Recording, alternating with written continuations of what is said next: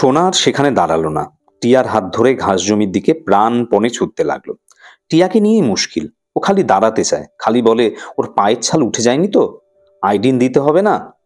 ও কথা ভাবলে সোনারও কান্না পায়। তাই আর থামা নয়, পথ ছেড়ে বনের মধ্য দিয়ে দৌড়তে হবে। থেকে থেকে মুখের সামনে দুই হাত তুলে চোঙা বানিয়ে ডাকে, মাকু। টিয়াও ডাকে, মাকুরে। কেউ সাড়া দেয় না। বনটা যেন আরো ঘন হয়ে ওঠে। দৌড়তে দৌড়তে হাঁপ ধরে, জল তেষ্টা পায়, থামতে হয়। অমনি কানে ঝিমঝিম শব্দ হয়। গাছের পাতার মধ্যে বাতাস শোঁ শোঁ করে। ডালের উপর থেকে কি যেন ছোট জানোয়ার চিরিক চিরিক শব্দ করে, যেন হিক্কা তুলছে। টিয়ার হাত ধরে গাছতলা থেকে পায়ে চলা পথে টেনে এনে সোনা বলে, তক্ষক সাপ, ভারী বিষাক্ত। বলেই টিয়ার মুখ চেপে ধরে। তাই আর তার কান্না জোড়া হয় না। সোনা তার কানের কাছে বলে, দেখ দেখ টিয়া, ওই দেখ। টিয়া অবাক হয়ে দেখে, মস্ত একটা ছুঁচোর মতো জানোয়ার আরো বড় একটা ব্যাঙের ঠ্যাং ধরে টেনে নিয়ে চলেছে। ব্যাঙটা মাটির উপরে হিচড়ে চলেছে, কিরকম একটা চিচি শব্দ করছে। পথের ধার থেকে একটা ছোট শুকনো ডাল তুলে সোনা কিছু বলবার আগেই দিয়েছে টিয়া ছুঁচোর মাথায় এক বাড়ি। ব্যাঙ ছেড়ে পত্রপাট ছুঁচোর পলায়ন। ব্যাঙটা ভারী অবাক হয়ে গেছে বোঝা গেল। একটুক্ষণ চোখ পিটপিট করতে করতে কামড়ানো ঠ্যাংটা নিজের মুখে পুরে চুষে নিল। তারপর তিরিং করে চাল লাফে অদৃশ্য। সোনা টিয়াও হাঁপ ছেড়ে বাঁচল। ওই যা, মাকুর কথা যে আর একটু হলেই ওরা ভুলে যাচ্ছিল।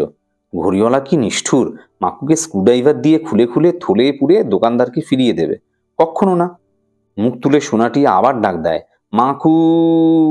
গাছের উপর থেকে কানে আসে, কর কর। চোখ তুলে চেয়ে দেখেন, ওপারের ডালে বসে মা দার কাক নিচের ডালে বসা ছানাদার কাককে পোকা খাওয়াচ্ছে।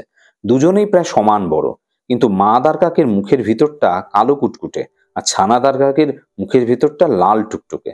তাই দেখে টিয়া থমকে দাঁড়ায়। সোনা তাড়া দেয়, ওরে চল চল, শেষটা মাকুকে ধরে যদি টুকরো করে তাহলে পরে। আবার দৌড় দৌড়। টিয়া আবার বলে, দুষ্টু লোকদের ব্যথা লাগলেও কিছু হয় না, না দিদি? সোনা ঢোক গিলে বলে, ব্যথা লাগলে চলতেও পারবে না, মাকুকে ধরতেও পারবে না। টিয়া চোখ মুছে আবার দৌড়ে। সোনাকে পিছনে ফেলে এগিয়ে যায়। দুষ্টু লোকেদের জন্য বড্ড কষ্ট লাগে। ছুটতে ছুটতে ওরা ঘাস জমিতে পৌঁছে যায়। তবু মাকুর দেখা মেলে না। ঘাস জমিতে মহা হইচই। হোটেলওয়ালা জন্মদিনের উৎসবের মহড়া চলছে। ওরা দেখলো শংকে খুব খাটানো হচ্ছে। একটা লোক জানোয়ারদের পা ধুয়ে পালিশ লাগাচ্ছে, আর শং আতিপাতি ওষুধের শিশি খুঁজে বেড়াচ্ছে। টিয়া বললে, কিসের ওষুধ?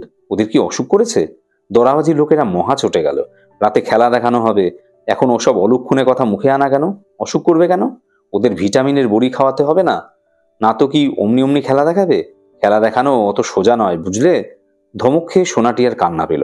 ওদের চোখের জল দেখে সঙ্গী কাছে এসে মাথায় হাত বুলিয়ে আদর করলো।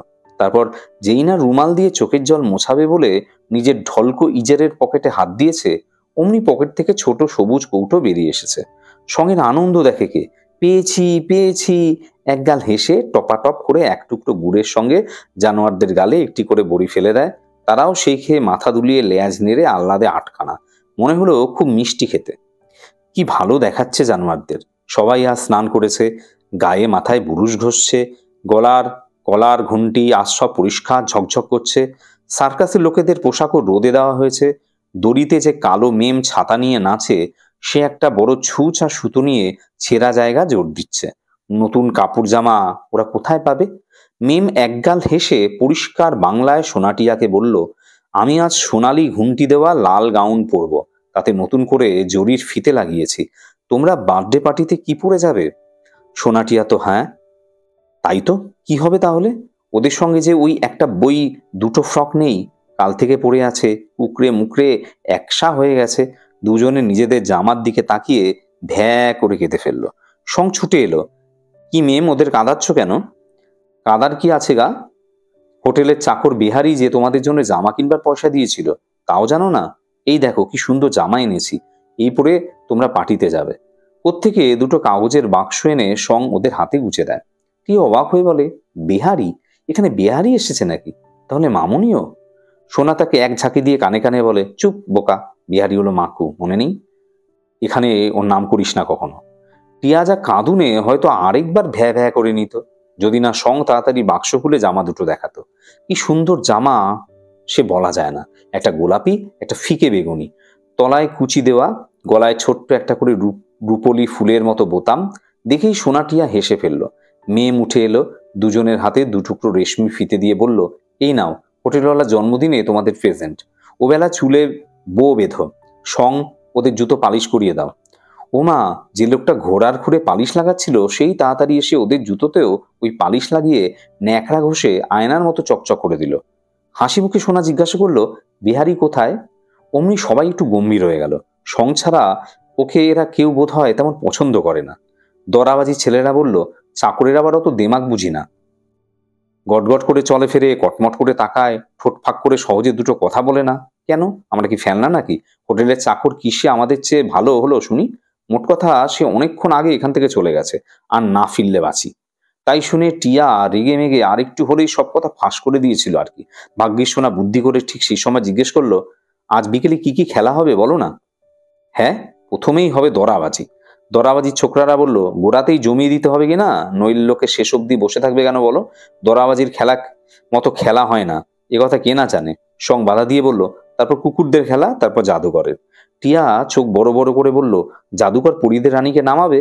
ও মা, তা নামাবে না? নইলে আবার খেলা কিরকম হলো? ওই দেখো, রানীর পোশাক রোদে শুকুচ্ছে। বাস্তবিকই কি তাই। ঘাসের ওপর এতখানি জায়গা জুড়ে পরীদের রানীর সাদা ধবধবে পোশাক পাতা রয়েছে, তার সর্বাঙ্গে ছোট ছোট রুপোলি বুটি তোলা। পাশেই রুপোলি ডানা জোড়াও শুকোচ্ছে। তার পাশে কাগজের বাক্স খোলা পড়ে আছে, তার মধ্যে পরীদের রানীর মাথার তারা দেওয়া মুকুট, হাতের চাঁদ বসানো রাজদণ্ড, গলার সীতাহার, হাতের তাগা, কানের ঝুমকো। দেখে দেখে সোনাটি আর চোখ ফেরাতে পারে না। গয়নার সঙ্গে রুপোলি পাট দেওয়া সাদা রেশমি রুমালও রোদে শুকোচ্ছে। কিন্তু রানী কই? প্রশ্ন শুনে দরাবাজি ছোকরাদের খুব খুব করে সে কি হাসি।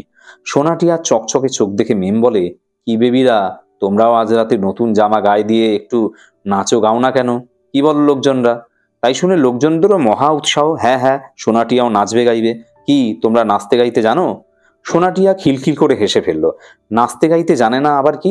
এই না সেদিন স্কুলের 2 ক্লাসের সব মেয়ে মিলে ফুলের মালা গলায় দিয়ে হাত ধরাধরি করে করে ফুলকলি হাসিওলি গুনগুন গুঞ্জনে নাচলো গাইলো।